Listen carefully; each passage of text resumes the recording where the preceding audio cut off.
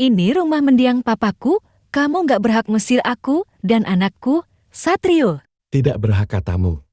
Jelas-jelas kamu sudah menandatangani surat perjanjian, berikut surat cerai. Ucapan pria brengsek itu membuat jantung Dini berpacu, wajahnya seketika memerah padam. Kamu biadab, Satrio. Kamu menjebakku. Wanita itu lantas berteriak, mencoba menerjang Satrio mantan suami liciknya dengan pukulan bertubi-tubi. Namun, sekuat apapun dia menyerang, Dini tetap kalah. Bukan hanya tenaga yang kalah, dia pun kalah bukti. Sebab Satrio benar, dialah yang menyerahkan seluruh harta warisannya pada pria itu. Pergi kamu dari sini, dan bawa anak harammu itu. Satrio mendorong Dini dengan kasar. Pria itu bahkan tidak membiarkan Dini membawa satupun barang-barangnya dari rumah. Hanya bersama sang anak, Dini pun akhirnya terusir dari rumahnya. Hubungannya dengan Satrio memang rumit. Dia sudah mengandung sebelum pernikahannya yang terjalin atas dasar perjodohan oleh orang tua. Saat itu, baik Satrio maupun keluarganya bersedia bertanggung jawab, sebab mereka pun membutuhkan pernikahan itu demi perusahaan keluarganya yang diambang kebangkrutan. Semua kebaikan itu nyatanya berubah ketika kematian ayah Dini. Satrio mulai bermain mata dengan sekretarisnya dan bahkan berani membawa wanita itu ke rumah mereka.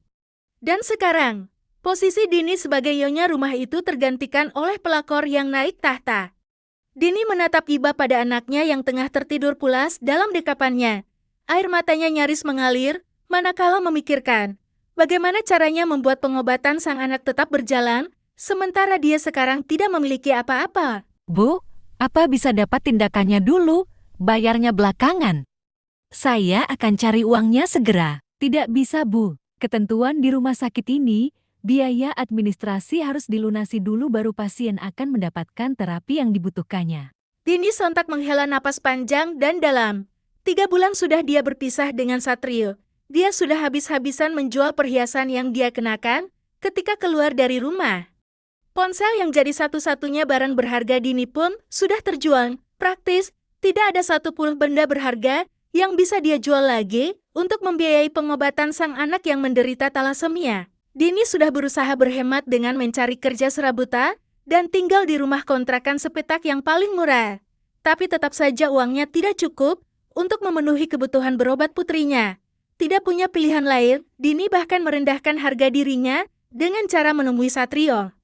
Namun, harapannya tentu saja tidak terwujud, sebab pria itu enggan menolong. Dia bahkan diusir oleh satpam baru yang dipekerjakan pria itu, sebab dianggap sebagai seorang pengemis. Saat Dini tengah dalam kebingungan, sebuah percakapan kemudian terdengar dari seorang pria yang membelakanginya dengan seorang pria lainnya yang berseragam dokter. Kalau kamu ingin mencari ibu pengganti, jangan cari di Indonesia. Kalimat pertama itu langsung berhasil membuat perhatian Dini tercurah sepenuhnya. Pergilah ke luar negeri. Aku tidak bisa membantumu. Kata pria yang berseragam selali putih itu. Seolah mendapatkan jawaban atas doa-doanya, Dini lantas menghampiri dua pria itu. Saya bersedia. Dua pria itu menegan. Sang dokter menaruh tatapan penuh, sementara bahu pria yang masih membelakanginya semakin terlihat kaku. Saya wanita baik-baik, saya mau menjadi ibu pengganti, asalkan bayarannya bisa untuk membiayai pengobatan putri saya. Namun, ketika pria yang membelakangi Dini memutar tubuhnya, wanita itu seketika menyesal dengan penawarannya. Dini Putri Lestari. Kata pria itu. Ingin rasanya dia menarik kata-katanya, tapi keadaan putrinya yang saat ini masih ada di IGD kembali membayang. Kakak Rio. Dini menyebut nama pria itu dengan ragu. Pria yang dipanggil Rio itu menatap Dini dengan saksama, kemudian bertanya dengan suara baritonnya. Apa maksud ucapanmu tadi? Dini menunduk, dia memintal-mintal kedua tangannya. Aku bersedia menjadi ibu pengganti untuk Kak Rio dan istri. Dini menaikkan pandangannya, kali ini emosi kesedihan dan harapan terlihat jelas di pelupuk mata. Asalkan kakak mau menanggung biaya pengobatan putriku. Andai Dini tahu, pria yang membutuhkan ibu pengganti itu adalah Rio, dia tidak akan gegabah menawarkan diri. Bagaimanapun, melihat Rio membuat perasaan Dini berkecamuk antara senang, marah, dan sedih. Semua bercampur jadi satu. Anakmu sakit apa? Tanya Rio lagi. Pria itu menatap Dini dengan pandangan khawatirnya. Talasemia, Dia ada di IGD sekarang dan butuh transfusi darah malam ini juga, tetapi aku kehabisan uang. Di hadapannya, Rio terdengar menghela napas panjang. Berulang kali pria itu menatap Dini dan dokternya secara bergantian. Aku turut prihatin dengan keadaan anakmu, Din. Pria itu menjeda kalimatnya sebelum melanjutkan. Tapi, maaf, aku tidak bisa menerima istri orang menjadi ibu pengganti. Mata Dini sontak membulat. Tetapi kemudian dia sadar jika Rio tidak tahu kabarnya setelah Dini memutuskan menerima perjodohan itu. Aku sudah bercerai, Kak. Sedetik, 2 detik, 3 detik, Rio memperhatikan Dini dari atas ke bawah, hingga matanya yang dingin kembali menatap Dini. Baiklah, tapi dengan satu syarat. Binar kebahagiaan muncul di mata wanita itu. Apapun, asal biaya pengobatan anakku ditanggung. Ujarnya dengan tidak sabaran. Kamu harus menikah denganku dan mengikuti semua peraturan yang kubuat. Kedua mata Dini kini mengerjap, kaget. Apa harus begitu? Bukannya.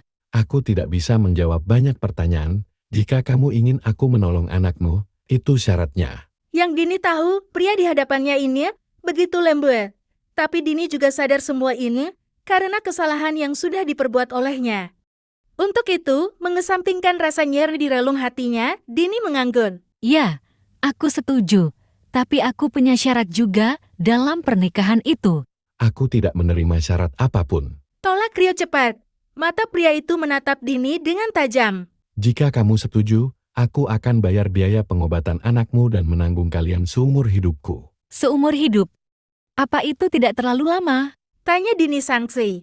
Maksudku, bagaimana bisa aku percaya ucapan Kak Rio? Di hadapannya, Rio tersenyum sinis. Aku bukan seorang pengkhianat yang meninggalkan kekasih 7 tahunnya menikah dengan pria lain, Dini. Tidak disangka kalau jawaban Rio langsung seganas itu dan membuatnya Dini terdiam, menunduk tak berani bicara lagi. Aku akan melegalkan perjanjian kita di mata hukum.